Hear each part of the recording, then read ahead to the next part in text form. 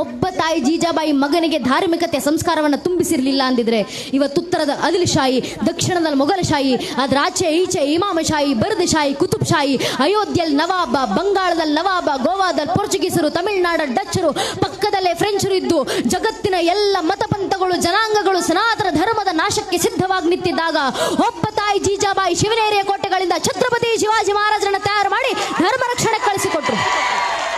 ಆ ತಾಯಿ ಜೀಜಾಬಾಯಿ ಮಗನಿಗೆ ಕೊಟ್ಟಂತ ಸಂಸ್ಕಾರ, ತಾಯಿ ಜೀಜಾಬಾಯಿ ಮನೆಯಲ್ಲಿದ್ದಂತ ಮಗನನ್ನ ಕೂರಿಸ್ಕೊಂಡು ಮಗು ನೀನು ದೊಡ್ಡವನಾದ ಮೇಲೆ ಮಹಾರಾಜನಾಗಿ ಸುಖ ಸಂಪತ್ತಿಗೆ ನಾನು ಬದುಕಬೇಕಪ್ಪ ಅಂತ ಎಂದಿಗೂ ಹೇಳಲಿಲ್ಲ.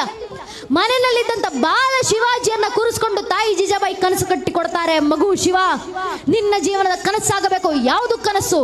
ನಿನ್ನ ದೇಹದ ನರ ನಾಡಿಗಳನ್ನ ಬತ್ತೊಂತೊಸದು ರಕ್ತದ ದೀಪವನ್ನ ಸನಾತನ ಹಿಂದೂ ಧರ್ಮದ ಧರ್ಮೋದ್ಧಾರಕ ಚಿಡೋದೇ ನಿನ್ನ ಜೀವನದ ಅಂತಿಮ ಕನಸಾಗಬೇಕಂತ ತಾಯಿ